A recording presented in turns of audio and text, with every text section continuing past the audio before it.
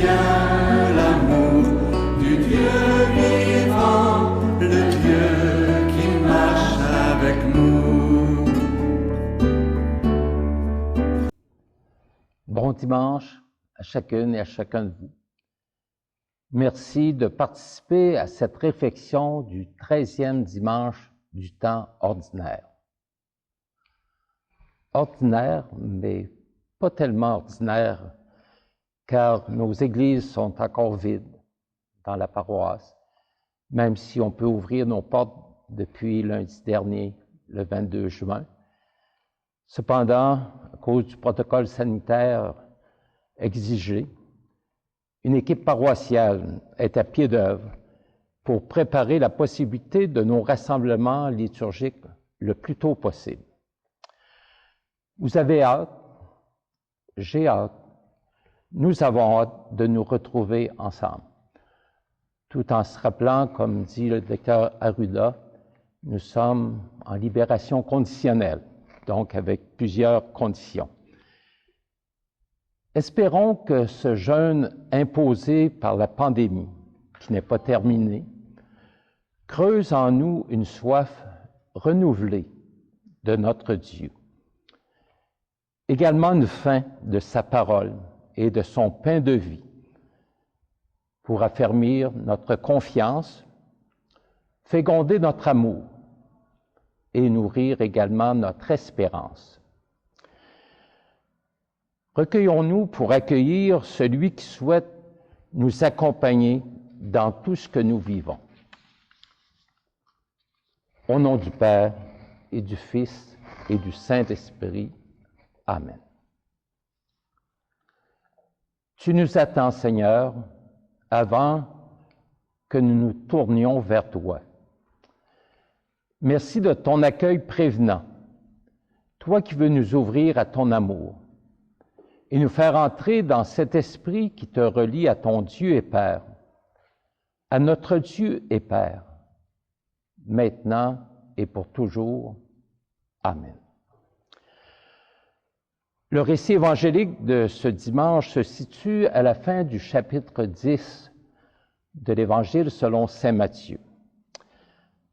Après l'appel personnel de Jésus, ce chapitre est consacré à la préparation de ses disciples à sa mission. Il est en train de les former. Quand nous avons une nouvelle tâche, une nouvelle mission, nous avons toutes et tous besoin de formation. Jésus rappelle à ses disciples que ce ne sera pas de tout repos de le suivre. Ils doivent se préparer aux exigences qui nécessitent renoncement, dépouillement et ouverture. Dans le fond, c'est à toute une aventure qu'il les invite. Écoutons la fin de ce discours de Jésus pour nous apprendre à nous aussi à devenir des disciples pour continuer sa mission dans les temps que nous vivons.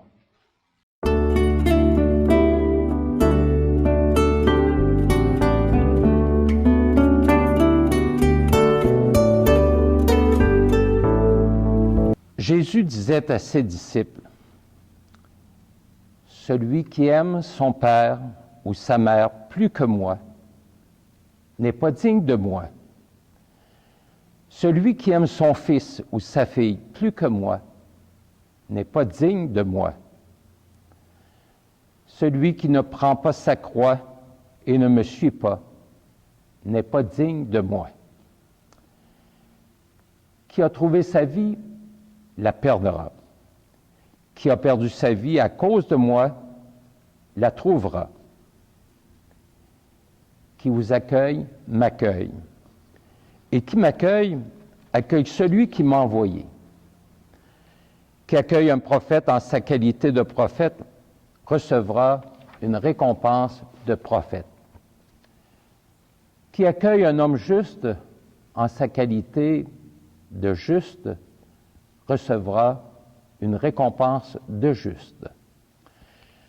Et celui qui donnera à boire même un simple verre d'eau fraîche à l'un de ses petits en sa qualité de disciple, amen, je vous le dis, non, il ne perdra pas sa récompense.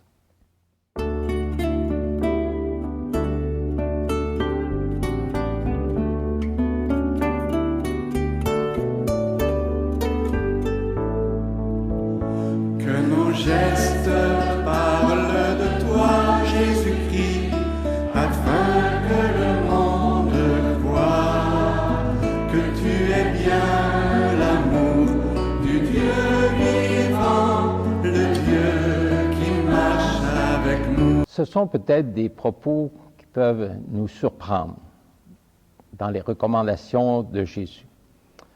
On sent bien qu'il n'y a pas de compromis à faire dans notre attachement premier à lui. Ça ne veut pas dire qu'on ne peut pas considérer les autres. Au contraire, notre attachement à Jésus doit féconder nos relations avec les autres. Il faut accepter le risque que son amour nous déplace de nos sécurités pour aller témoigner de lui, même dans l'adversité. Il faut aussi oser l'accueil de l'autre, comme nous sommes accueillis par lui, comme nous sommes accueillis par notre Dieu et Père. Depuis quelques mois, nous avons été en mesure de vivre des relations plus intenses avec quelques personnes, surtout le cocon familial. Nous avons peut-être senti le besoin de nous rapprocher de certaines personnes pour nous aider à passer à travers l'épreuve. Vous êtes plusieurs à m'avoir dit que vous avez prié plus que jamais. Vous avez suivi des émissions à la télévision ou sur Internet, des émissions de réflexion, des émissions religieuses, des célébrations. Vous en avez profité pour vous rapprocher de Dieu, m'avez-vous dit. Mais nous sommes aussi encore et toujours en appétit de nous rapprocher des autres, de nous retrouver avec ceux et celles dont la distance nous a fait mal. Nous réalisons bien que ce n'est pas naturel d'être confiné, d'être empêché de rencontrer les autres, éloigné de nos rassemblements nourrissants. Mais notre privation nous aidera-t-elle à être de meilleures personnes avec les autres? Deux textes bibliques nous parlent aujourd'hui de l'accueil. La première lecture du livre des Rois, que vous pourrez aller lire, c'est l'accueil d'Élisée, du prophète Élisée. Et cet accueil apporte une fécondité particulière aux personnes qui l'accueillent. Jésus aussi nous parle de l'accueil. Il souhaite être accueilli et quand on l'accueille, on accueille son Père. Ça semble bien le mot clé, l'accueil, pour prolonger encore aujourd'hui la mission de Jésus, qui veut qu'on l'accueille par l'intermédiaire des autres. L'accueil, savoir accueillir l'autre tel qu'il est, c'est loin d'être toujours facile. Nous sommes tellement ingénieux pour ériger des barrières entre les personnes. Ça peut être à cause de leurs différences, à cause de leur façon de penser, à cause de nos préjugés, à cause de nos jugements, peut-être à cause de nos blessures également. Y a-t-il des murs que nous pourrions faire sauter pour mieux nous approcher des autres, en respectant le 2 mètres, comme dirait l'autre? Heureusement que le Seigneur n'exige pas les critères sévères que nous imposons aux autres pour nous accueillir et offrir son amour.